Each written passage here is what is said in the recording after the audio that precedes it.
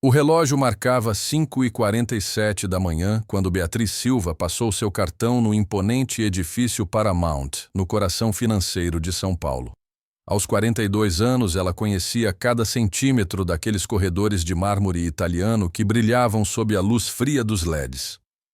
Há 15 anos acordava de madrugada em sua casa no Capão Redondo.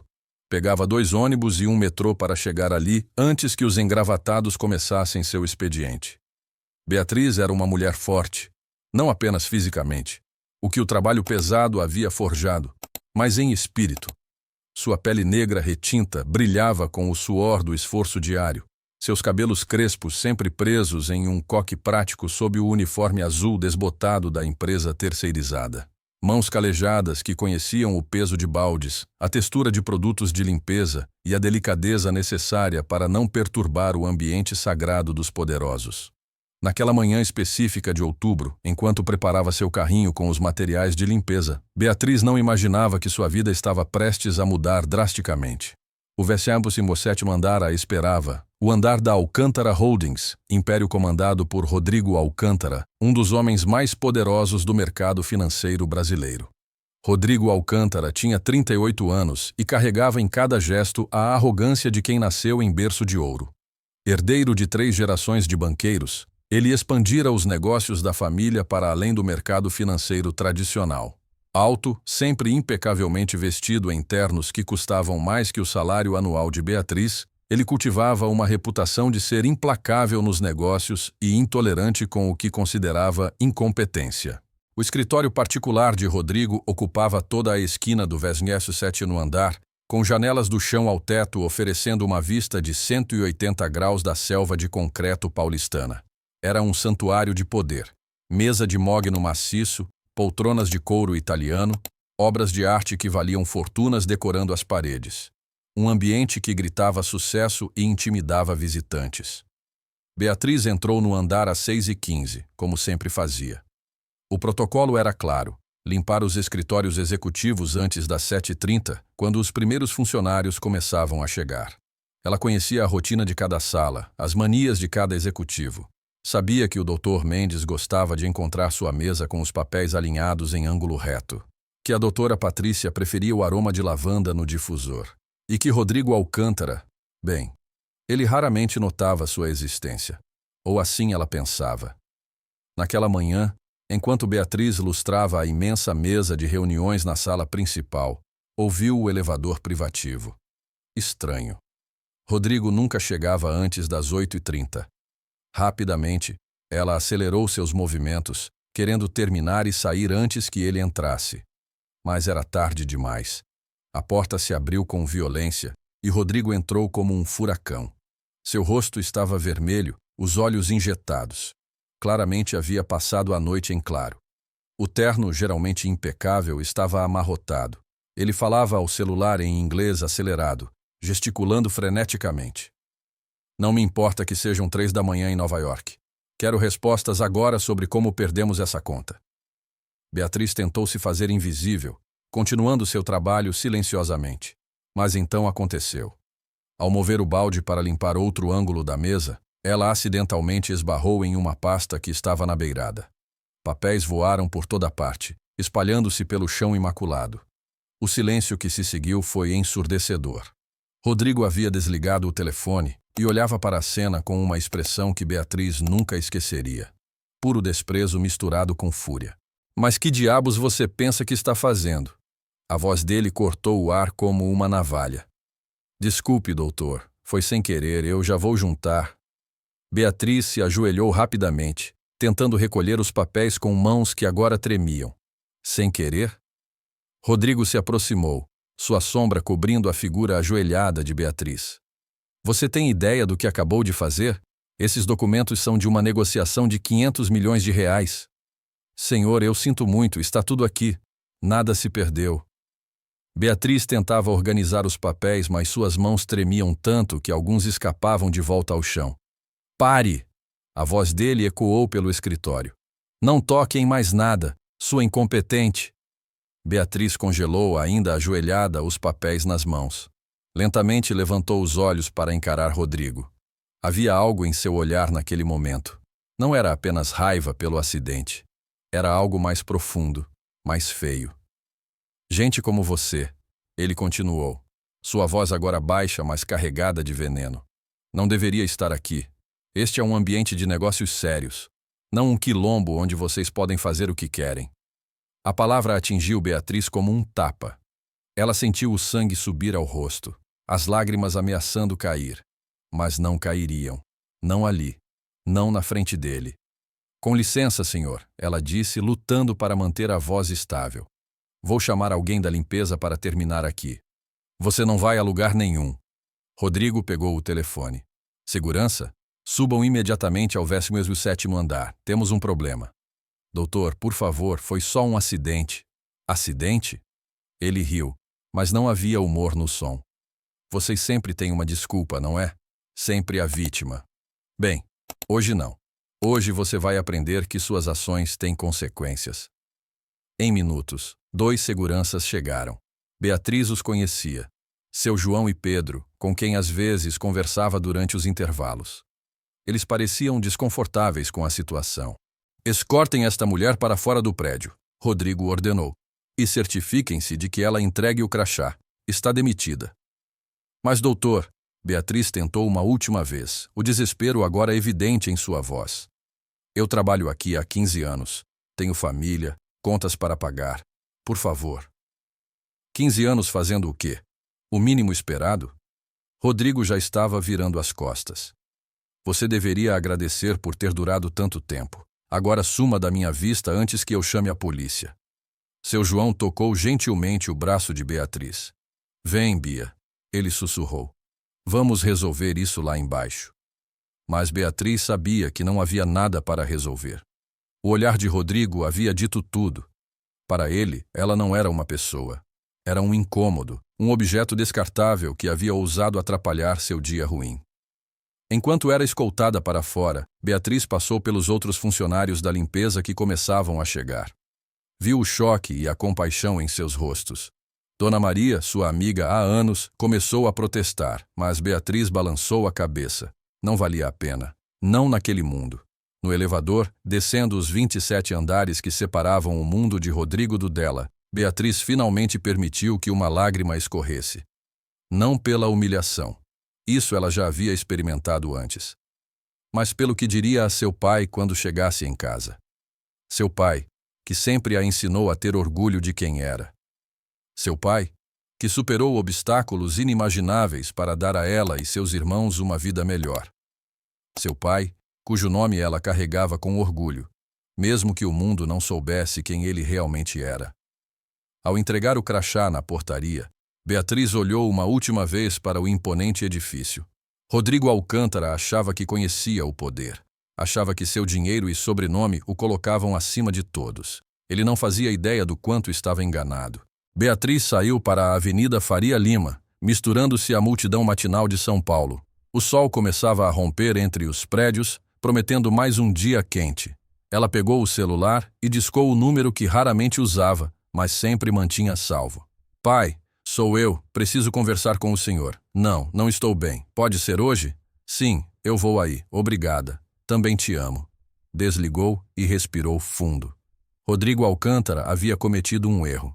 Um erro que mudaria não apenas a vida de Beatriz, mas toda a estrutura de poder que ele tanto prezava. Porque o pai de Beatriz não era um homem comum. E quando ele soubesse o que havia acontecido com sua filha, o mundo de Rodrigo Alcântara nunca mais seria o mesmo. A casa no Morumbi era um contraste gritante com o pequeno apartamento de Beatriz no Capão Redondo. Jardins meticulosamente cuidados, seguranças discretos, uma arquitetura que conseguia ser imponente sem ser espalhafatosa. Era o tipo de residência que não aparecia em revistas porque seus moradores valorizavam privacidade acima de ostentação. Beatriz foi recebida por Marcos, o mordomo que a conhecia desde criança. Senhorita Beatriz, seu pai está no escritório. Ele pediu para levá-la direto. Enquanto caminhava pelos corredores familiares, Beatriz refletia sobre as escolhas que a trouxeram até ali. Aos 18 anos havia decidido viver por conta própria, recusando o sobrenome, o dinheiro, as facilidades. Queria provar, para si mesma mais que para qualquer um, que podia construir uma vida com as próprias mãos. Seu pai respeitou a decisão, embora nunca a tenha compreendido totalmente. Você não precisa provar nada para ninguém, minha filha, ele disse na época. Nosso sangue, nossa história, não se apaga com escolhas de sobrenome. A porta do escritório estava entreaberta. Beatriz bateu levemente. Entre, Bia. Desembargador Wallace Silva Santos estava sentado atrás de sua mesa, mas levantou-se imediatamente ao ver a filha. Aos 72 anos, ele mantinha a postura ereta e o olhar penetrante que intimidaram gerações de advogados no Tribunal de Justiça de São Paulo. Primeiro negro a ocupar uma cadeira no tribunal, sua trajetória era estudada em faculdades de direito por todo o país. Mas naquele momento, ele era apenas um pai preocupado. Minha filha. Ele a abraçou, sentindo a tensão em seus ombros. Conte-me tudo, Beatriz contou. Cada palavra de Rodrigo, cada gesto de desprezo, cada momento de humilhação. Wallace ouviu em silêncio, seus dedos tamborilando levemente na mesa. O único sinal de sua agitação interna. Quilombo, ele repetiu quando ela terminou. Ele usou essa palavra. Pai, eu não vim aqui para... Eu sei por que você veio. Wallace a interrompeu gentilmente. Você veio porque precisava contar a alguém. Porque a dor de ser tratada como menos que humana é pesada demais para carregar sozinha. Ele caminhou até a janela, observando a cidade lá fora. Sabe, Bia, passei minha vida inteira lutando contra homens como Rodrigo Alcântara, acreditando que a lei, a educação, o exemplo poderiam mudar corações e mentes. E mudaram, pai. O senhor mudou muita coisa. Wallace sorriu tristemente. Mudei? Ou apenas forcei alguns a esconderem melhor seu preconceito? Quando um homem se sente seguro em seu castelo de vidro, mostra quem realmente é. Eu não quero que o senhor faça nada, Beatriz disse rapidamente. Não quero usar sua influência. Eu escolhi meu caminho. E eu respeito isso. Sempre respeitei. Wallace voltou a sentar. Mas me responda uma coisa. Você acha que Rodrigo Alcântara teria te tratado assim se soubesse que você é minha filha? O silêncio foi resposta suficiente. É esse o ponto, minha filha. Não deveria importar de quem você é filha. Você deveria ser tratada com dignidade por ser Beatriz, por ser humana, por ter 15 anos de trabalho honesto e dedicado. O telefone de Wallace tocou. Ele olhou o visor e franziu o senho. Com licença um momento. Wallace Santos, ele atendeu. Sua expressão mudou rapidamente de curiosidade para surpresa, depois para algo que Beatriz raramente via no rosto do pai. Fúria controlada. Sim, estou vendo as notícias agora. Não, ainda não havia... Entendo. Agradeço a ligação, Roberto. Conversaremos em breve. Desligou e pegou o controle remoto, ligando a TV em um canal de notícias. A manchete fez Beatriz gelar. Urgente. Vídeo mostra empresário Rodrigo Alcântara em discurso racista contra funcionária. O vídeo estava tremido, claramente gravado por um celular. Mas o áudio era claro. Cada palavra de Rodrigo, cada insulto, cada momento de humilhação de Beatriz estava ali. A câmera ocasionalmente mostrava outros funcionários assistindo chocados da porta. Meu Deus, Beatriz sussurrou. Quem gravou isso? Como se respondesse sua pergunta, o repórter continuou. O vídeo foi postado anonimamente há 2 horas e já tem mais de 1 milhão de visualizações. A hashtag Justiça para Beatriz está entre os assuntos mais comentados do Twitter. Wallace desligou a TV. Parece que alguém no escritório tem mais consciência que o patrão. Pai, isso vai ser um circo. Eu não queria. O que você queria ou não queria não importa mais, Wallace disse, pragmático. A situação saiu do nosso controle. A questão agora é como responder. O celular de Beatriz começou a tocar incessantemente. Números desconhecidos, mensagens, notificações. Ela o colocou no silencioso, overwhelmed. Bia. Wallace segurou as mãos da filha. Sei que você escolheu viver sem os holofotes, mas às vezes a vida nos coloca em situações onde precisamos decidir. Nos escondemos ou nos levantamos. Eu só queria trabalhar em paz. E deveria poder. Mas quantas Beatrizes existem por aí sofrendo em silêncio porque não tem um vídeo viral, porque não tem um pai desembargador? Wallace apertou suas mãos. Você tem uma oportunidade aqui. Não de vingança, mas de mudança. Antes que Beatriz pudesse responder, Marcos bateu na porta. Desembargador, há uma equipe de reportagem no portão. E o telefone não para de tocar. Wallace suspirou. E assim começa. Ele olhou para Beatriz. Você pode ficar aqui o quanto precisar, mas eventualmente terá que decidir como quer lidar com isso. Eu preciso pensar. Claro. Mas Bia... Wallace pegou o telefone. Enquanto você pensa, eu vou fazer algumas ligações. Não como seu pai, mas como cidadão que acabou de assistir a um crime. Crime? Injúria racial. Artigo 140, parágrafo 3º do Código Penal. Pena de 1 a 3 anos e multa. O sorriso de Wallace não tinha humor. Rodrigo Alcântara está prestes a descobrir que o verdadeiro poder não vem do dinheiro, mas da justiça. Enquanto Wallace fazia suas ligações, Beatriz saiu para o jardim. Sentou-se no mesmo banco onde, quando criança, seu pai lhe contava histórias de sua própria infância pobre em uma favela de Salvador, de como estudou à luz de velas, de como enfrentou o preconceito em cada etapa de sua ascensão. Nunca tenha vergonha de quem você é, ele sempre dizia. Mas também nunca use isso como desculpa. Seja melhor não para provar algo aos outros, mas porque você merece ser melhor. Seu celular vibrou com uma mensagem. Era de Dona Maria, sua colega de trabalho. Bia. Foi o filho da Patrícia da recepção que gravou. O menino faz faculdade e estava visitando a mãe. Ele está revoltado. Disse que não podia ficar calado.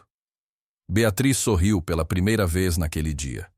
Um jovem que ela nem conhecia havia arriscado muito ao postar aquele vídeo. A coragem era contagiosa. Outra mensagem, desta vez de um número desconhecido. Senhora Beatriz, sou repórter do Estadão. Adoraria ouvir sua versão da história. E outro. Beatriz, aqui é da TV Globo. Podemos conversar? E mais outro. Movimento Negro Unificado declara apoio total a você. Estamos organizando um protesto. Beatriz percebeu que Wallace estava certo. Isso havia se tornado maior que ela. Maior que sua humilhação pessoal. Era sobre cada pessoa negra que já ouviu que não pertencia a algum lugar. Sobre cada trabalhador tratado como menos que humano por quem se achava superior. Voltou para o escritório, onde Wallace terminava uma ligação. Era o promotor público. Eles vão abrir investigação criminal contra Rodrigo Alcântara. Aparentemente, não é a primeira denúncia contra ele, mas é a primeira com provas tão claras. Pai, Beatriz respirou fundo. Eu vou falar. Vou contar minha história. Wallace sorriu, orgulhoso, mas não surpreso.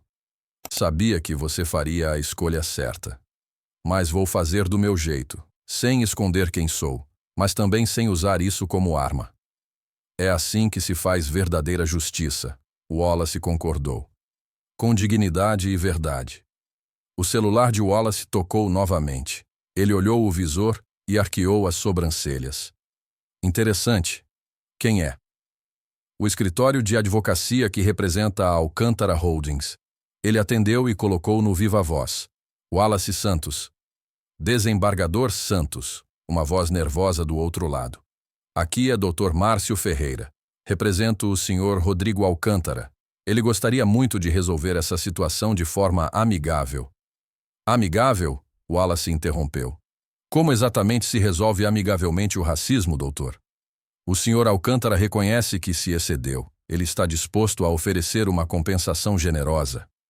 Diga ao seu cliente, Wallace falou calmamente, que ele terá oportunidade de se explicar. No tribunal.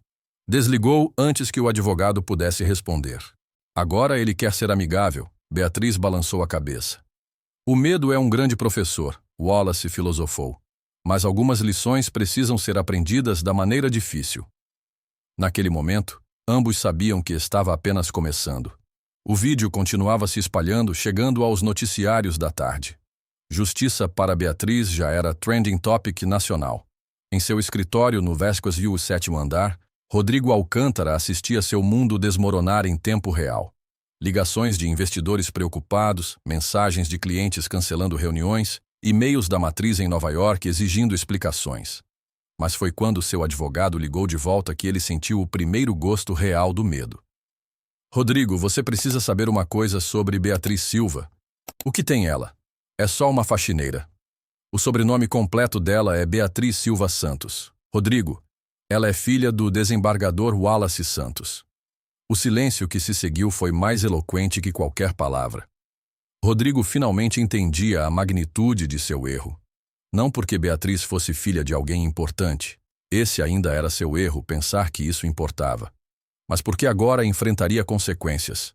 Consequências reais, não as que o dinheiro poderia resolver. Pela primeira vez em sua vida privilegiada, Rodrigo Alcântara sentiu o que era estar do outro lado do poder.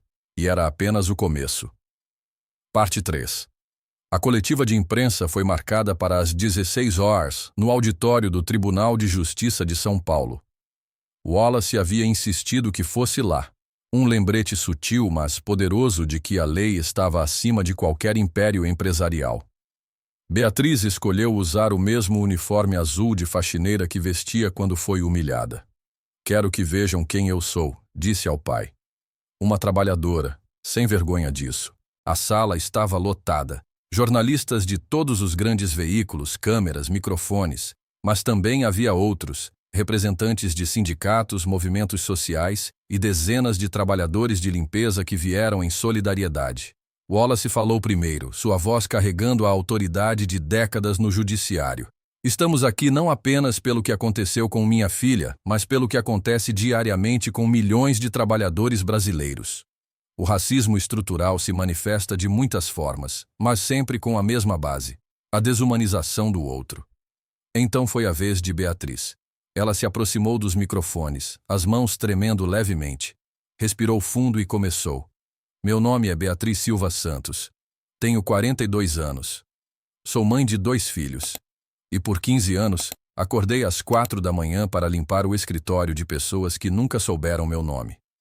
Sua voz ganhou força conforme continuava. Escolhi não usar o sobrenome do meu pai ou sua influência porque quis construir minha vida com dignidade própria. Mas ontem aprendi que para alguns, nenhuma dignidade é suficiente se você tem a pele negra. Ela contou cada detalhe do ocorrido, sem omitir nada. Quando chegou na palavra quilombo, sua voz não tremeu. Rodrigo Alcântara me chamou de incompetente. Disse que gente como eu não deveria estar ali. Disse que aquilo não era um quilombo. Ele está certo numa coisa: não era um quilombo.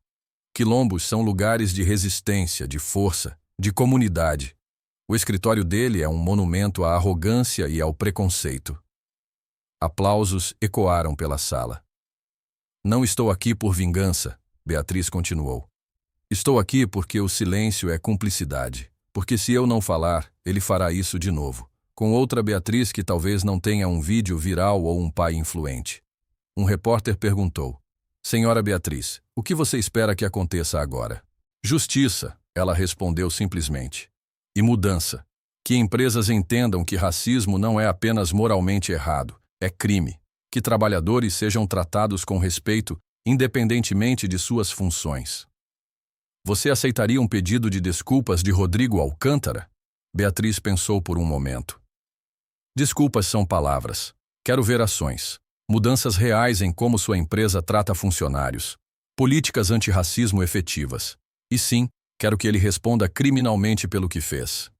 Enquanto isso, no Vezinhos de 7 no andar do edifício Paramount, Rodrigo Alcântara estava em uma reunião de emergência com sua diretoria. A mesa que Beatriz havia lustrado naquela manhã agora estava coberta de relatórios de crise. Perdemos 3 grandes clientes desde ontem, informou o CFO. E a matriz está ameaçando intervenção direta. As ações caíram 18% em 2 horas de pregão, acrescentou o outro diretor. Isso é um linchamento virtual. Rodrigo explodiu. Por causa de uma faxineira? Rodrigo, o advogado da empresa interveio. Você precisa parar de falar assim. Cada palavra sua agora pode ser usada contra você no processo criminal. Processo criminal? Rodrigo empalideceu. Injúria racial qualificada e com o vídeo como prova com testemunhas? Rodrigo, você pode ser preso. Pela primeira vez, o peso real da situação atingiu Rodrigo. Prisão. Ele, Rodrigo Alcântara, fichado como criminoso. O que eu faço? Para começar, o advogado suspirou. Você vai fazer um pedido público de desculpas. Sincero, sem tentar se justificar.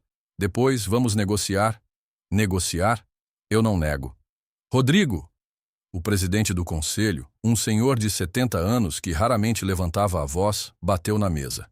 Chega! Sua arrogância já custou caro demais a esta empresa. Você fará exatamente o que os advogados mandarem ou será removido do cargo, está claro? Rodrigo olhou ao redor da mesa.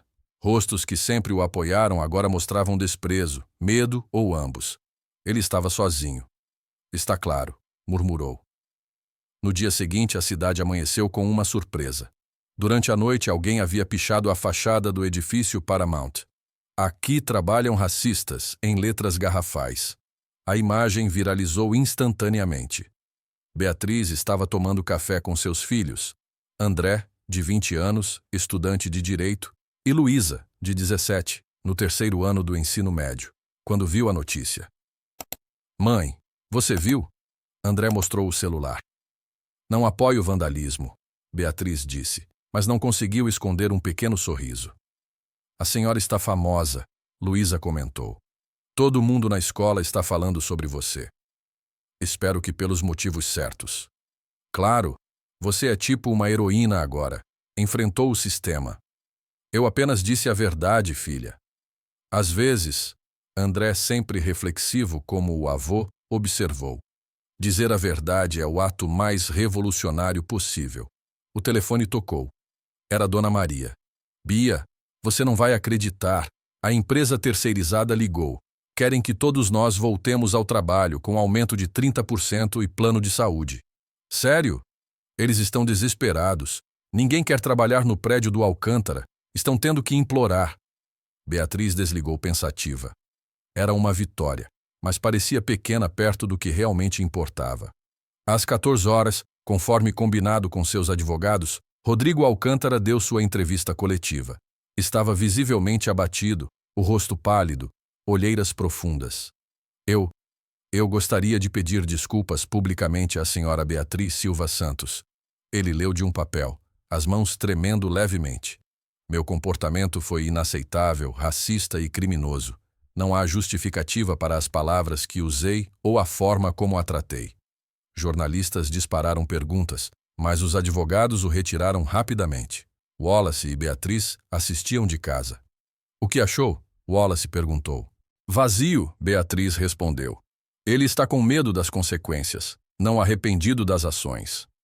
Arrependimento real leva tempo, às vezes uma vida inteira. O senhor o perdoa? Wallace pensou. Perdoo o homem, mas não o crime. São coisas diferentes. Nos dias seguintes, o caso Beatriz Silva Santos, como a mídia passou a chamar, gerou ondas de mudança. Empresas por todo o país começaram a revisar suas políticas internas. O Ministério Público abriu investigação sobre práticas discriminatórias em ambientes corporativos. Projetos de lei foram propostos aumentando as penas para crimes de racismo. Mas também houve reação. Beatriz começou a receber mensagens de ódio, ameaças veladas. Seguranças tiveram que ser designados para sua casa. Não esperava isso. Ela confessou ao pai uma noite. Mudar o status quo sempre gera resistência. Wallace disse. A questão é, você se arrepende? Não. Mas tenho medo. Pelos meus filhos. Medo é natural, mas não pode nos paralisar. 2 semanas depois do incidente, algo inesperado aconteceu. Beatriz recebeu uma carta, escrita à mão, sem remetente. Abriu com cuidado. Senhora Beatriz, meu nome é Carolina. Sou faxineira há 23 anos. Trabalho no prédio ao lado do Paramount. Ontem, quando cheguei ao trabalho, o doutor que sempre me ignorava me cumprimentou. Perguntou meu nome. Disse que estava repensando muitas coisas depois do seu caso. Sei que parece pouco, mas em 23 anos foi a primeira vez que ele me viu como pessoa. Obrigada por sua coragem. Carolina. Beatriz chorou ao ler. Essas pequenas mudanças, invisíveis para as manchetes, eram as que realmente importavam. O julgamento de Rodrigo Alcântara foi marcado para 3 meses depois. A cobertura midiática seria intensa. Mas antes disso, algo surpreendente aconteceu. Beatriz recebeu uma ligação de um número desconhecido. Senhora Beatriz, aqui é Marina Alcântara. Sou esposa do Rodrigo. Será que poderíamos conversar? Pessoalmente? Beatriz hesitou. O que a esposa dele poderia querer? Sobre o que exatamente? Sobre verdades que precisam ser ditas. Por favor, eu juro que não é cilada. Algo na voz da mulher, desespero misturado com determinação, fez Beatriz concordar. Marcaram em um café discreto no centro. Marina Alcântara era o oposto do que Beatriz esperava. Sem joias ostensivas, vestida simplesmente, parecia ter chorado recentemente. Obrigada por vir, Marina começou. Eu sei que deve estar se perguntando, por que a esposa do homem que me humilhou quer falar comigo? Sim, estou. Marina respirou fundo. Porque você teve coragem de fazer o que eu nunca consegui. Expor quem ele realmente é. O silêncio se estendeu entre elas. Rodrigo me trata como ele tratou você há anos, Marina continuou, lágrimas nos olhos. A diferença é que comigo é a portas fechadas, humilhações constantes, controle, desprezo, mas eu era covarde demais para falar. Por que está me contando isso?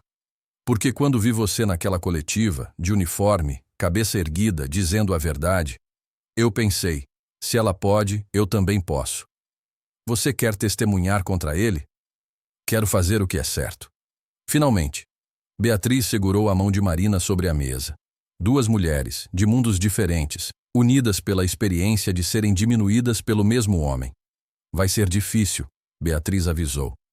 Eu sei, mas você me mostrou que o silêncio é mais difícil ainda.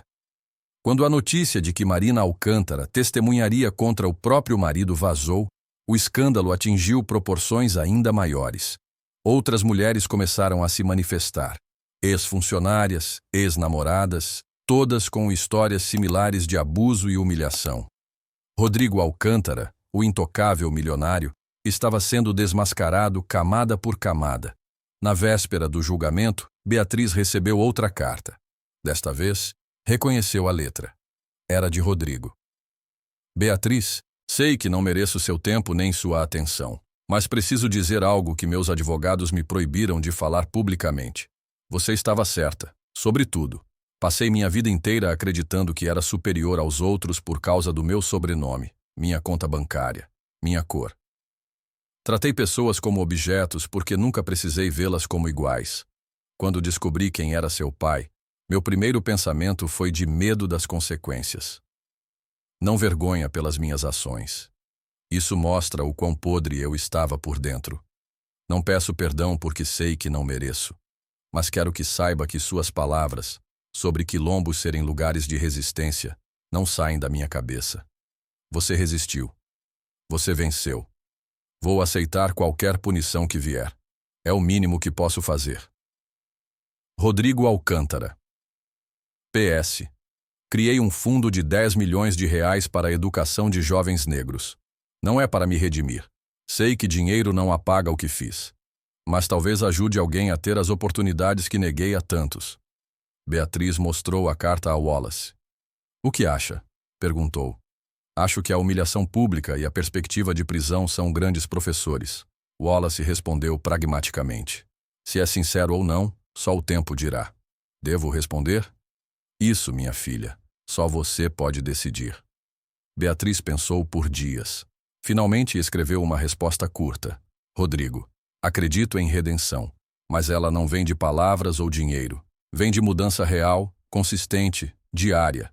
De olhar cada pessoa que limpa seu banheiro, serve seu café, dirige seu carro e ver um ser humano completo, com sonhos, medos e dignidade.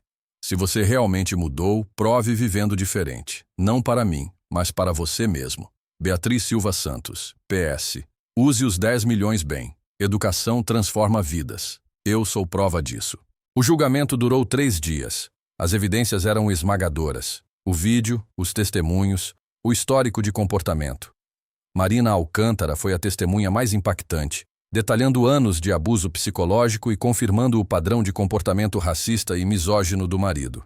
Rodrigo foi condenado a 2 anos de prisão em regime semiaberto, além de prestação de serviços comunitários e uma multa substancial. Foi a primeira vez em São Paulo que um empresário de seu calibre foi preso por racismo. A imagem dele sendo levado algemado tornou-se símbolo de que a justiça, mesmo que tardia, podia alcançar os poderosos. Beatriz não comemorou. Não é sobre vingança, disse aos repórteres. É sobre justiça. E justiça foi feita. 6 meses depois, Beatriz foi convidada para falar em um evento na USP sobre racismo estrutural.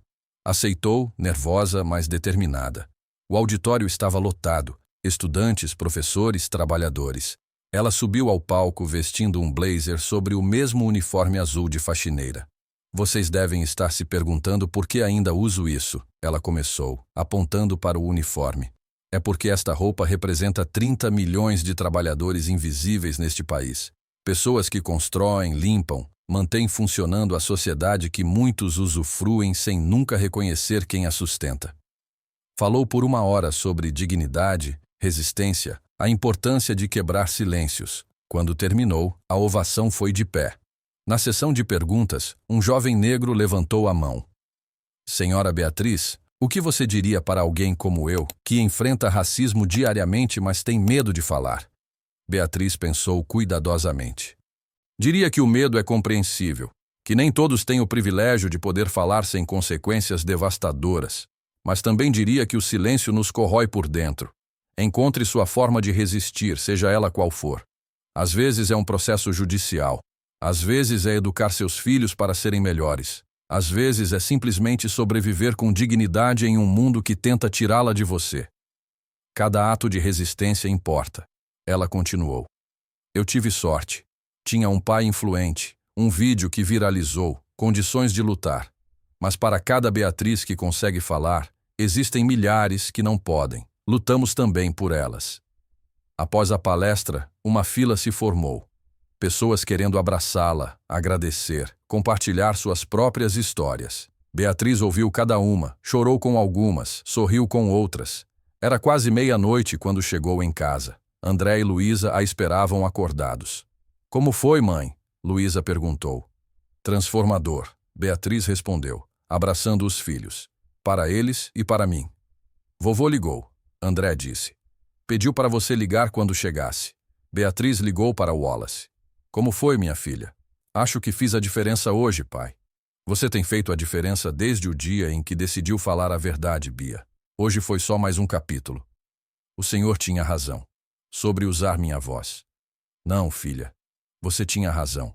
Você esperou o momento certo. Falou da forma certa. Com dignidade e verdade. Estou orgulhoso. 2 anos se passaram. Rodrigo Alcântara cumpriu sua pena.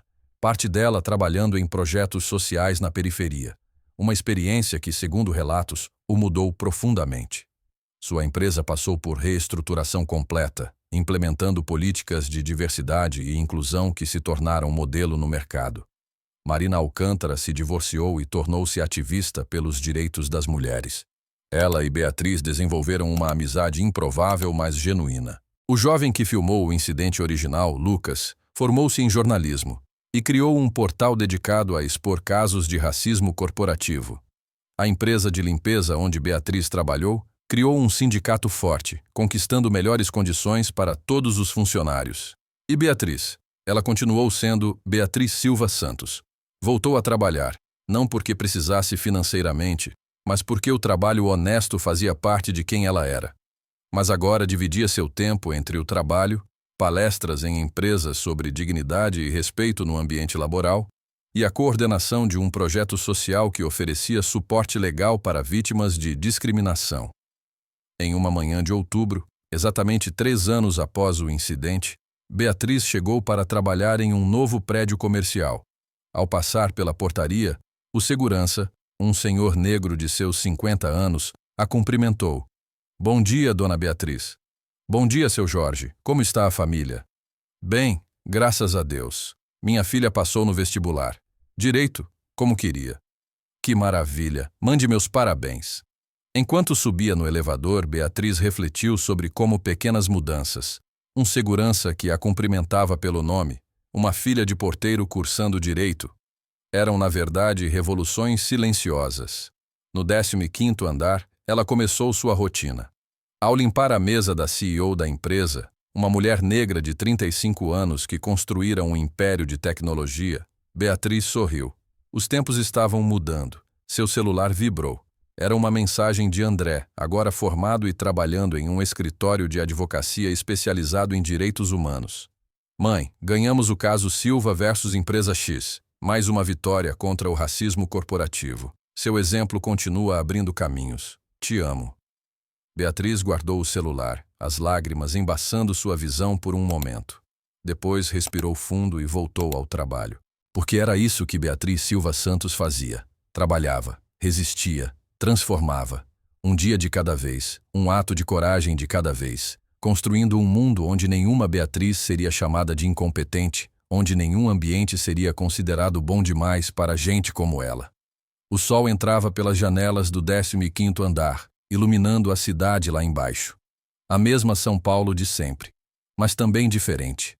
Porque quando uma voz se levanta contra a injustiça, quando a verdade é dita sem medo, quando a dignidade vence o preconceito, o mundo muda, mesmo que seja um escritório de cada vez. Epílogo. 5 anos depois. O auditório da Faculdade de Direito da USP estava lotado para a cerimônia de formatura. Entre os formandos, Luísa Silva Santos aguardava sua vez de receber o diploma. Na plateia, Beatriz segurava a mão de Wallace, ambos transbordando orgulho. André estava ao lado com sua esposa e filho pequeno. A família completa para celebrar mais uma conquista. Quando chamaram o nome de Luísa, ela subiu ao palco com a mesma dignidade quiete que aprendera com a mãe. Ao receber o diploma, procurou os olhos de Beatriz na plateia e articulou silenciosamente: "Obrigada." Após a cerimônia, a família se reuniu para fotos. Um jovem repórter se aproximou. "Senhora Beatriz, poderia dar uma declaração? Sua filha acaba de se formar em Direito, pretende seguir direitos humanos como o irmão." Beatriz sorriu. "Minha filha vai seguir o próprio caminho. Mas se escolher lutar por justiça, será porque aprendeu que uma pessoa pode fazer a diferença, mesmo que seja uma faxineira." "Especialmente se for uma faxineira", Luísa corrigiu, abraçando a mãe. "Porque são as pessoas comuns fazendo coisas extraordinárias que mudam o mundo." Wallace observava suas duas netas, a advogada e a futura promotora, e sorriu. A justiça que ele passou a vida servindo tinha herdeiras. Enquanto a família saía da universidade, passou por uma placa nova no corredor principal. Cátedra Beatriz Silva Santos de Direitos Humanos e Relações Raciais. Porque a dignidade não tem cor, classe ou profissão. Beatriz parou diante da placa, emocionada. "Viu, mãe?" André disse. "Seu nome vai inspirar gerações de estudantes." "Não é sobre meu nome", Beatriz respondeu. "É sobre a mensagem, sobre lembrar que cada pessoa merece respeito, que cada voz importa." Ao saírem para o sol de São Paulo, Beatriz olhou para o céu e sussurrou um agradecimento silencioso. Por ter tido coragem de falar, por ter tido pessoas que a apoiaram, por viver para ver as mudanças que sua voz ajudou a criar. Rodrigo Alcântara, em algum lugar da cidade, agora dirigindo uma ONG de inclusão social, também olhava o mesmo céu. Suas mãos, que um dia assinaram demissões cruéis, agora assinavam contratos de trabalho para jovens da periferia. Sua voz, que um dia destilou preconceito, agora palestrava sobre a importância da diversidade empresarial. A redenção, ele aprendera, não apagava o passado, mas o arrependimento genuíno podia construir um futuro melhor. 2 caminhos que se cruzaram em um momento de fúria e preconceito. Um encontro que poderia ter sido apenas mais uma estatística de racismo corporativo, mas tornou-se o catalisador de uma mudança que ecoaria por gerações.